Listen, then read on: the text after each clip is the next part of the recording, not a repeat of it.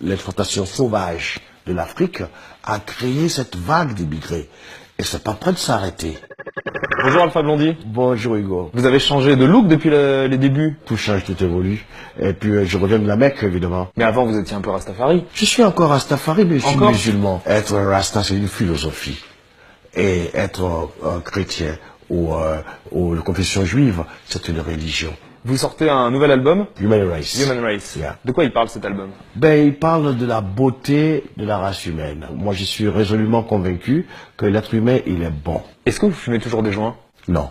Plus du tout? Ça fait 25 ans. C'est vrai? Oui. D'ailleurs, dans ma loge, il est interdit de fumer. C'est vrai? Et dans mon groupe, je peux dire sans prétention aucune, nous sommes le seul groupe reggae où personne ne fume des joints.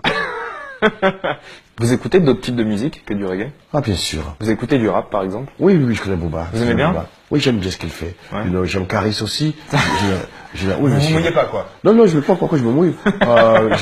J'ai reçu Caris dans ma radio à Abidjan, Ouais. ok, avant leur duel à Orly. Ça arrive.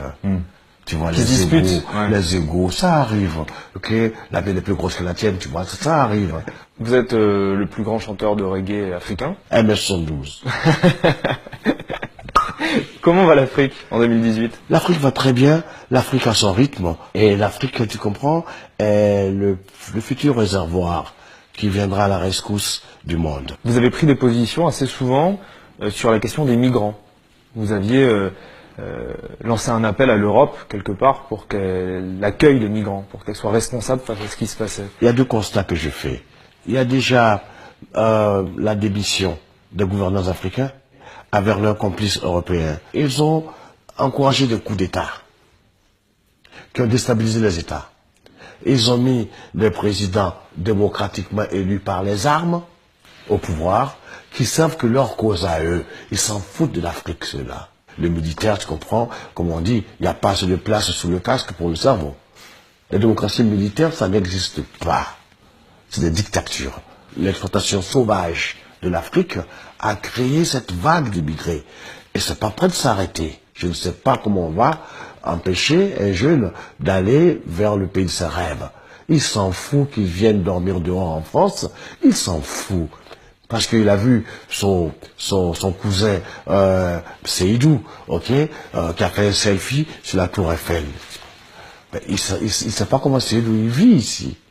Il veut aussi venir. Et les politiques ne peuvent rien faire pour changer cela. Parce que les enfants du président viennent en vacances sur la Côte d'Azur. Le ministre a étudié dans les universités françaises. Quand la femme du ministre a une carie dentaire, elle vient se la faire arracher, tu comprends, non, à Neuilly, de la clinique. Et puis on dit à l'autre, ne viens pas, allez, reste dans ta crotte, ok. Et puis ne gémis pas trop fort. Parce que quand tu gémis, là, ça m'empêche de dormir. Qu'est-ce que vous dites aujourd'hui à un jeune africain qui quitte son pays pour traverser la Méditerranée en risquant sa vie pour venir vivre son rêve en Europe? Qu'est-ce que vous lui dites? Vous qui connaissez l'Europe et l'Afrique. Alors, je vais lui dire une chose et il va me répondre une autre. Je vais lui dire, mon frère, ne prends pas de risques bêtes comme ça. L'Europe, ils ont 3 millions de chômeurs, ok? Et toi, tu vas venir, que tu vas trouver? Et il va me répondre, mais toi, Alpha, quand tu es allé aux États-Unis, tu es parti en tant qu'aventurier. Et aujourd'hui, toi, on parle de toi. Parce que Laisse-moi vous avez réussi. changer. Voilà, laisse-moi changer. Laisse-moi tenter ma chance. Si je dois mourir, je mourrai. Les migrants qui sont là, qui arrivent, on fait quoi avec ces gens-là? Il faut bien les accueillir. On ne va pas les remettre dans un bateau et les renvoyer en Afrique. Non, même si vous les mettez dans la bateau, ils vont revenir. C'est une situation délicate. C'est comme, je vais être un peu vulgaire, c'est comme un moustique posé sur les testicules. Tu vois, là tu te rends compte que la violence n'arrange pas les choses. Tu es obligé de lui chanter. Tu vas prendre une berceuse pour qu'il s'envole.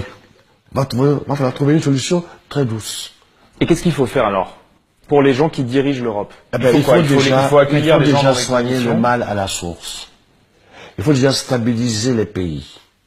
Il faut que le transfert de technologie se fasse.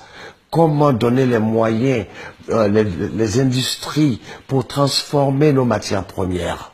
Il faut forcément créer des usines qui vont occuper les jeunes. Il faut motoriser l'agriculture. Et l'Afrique a son heure qui viendra et toute l'humanité en profitera.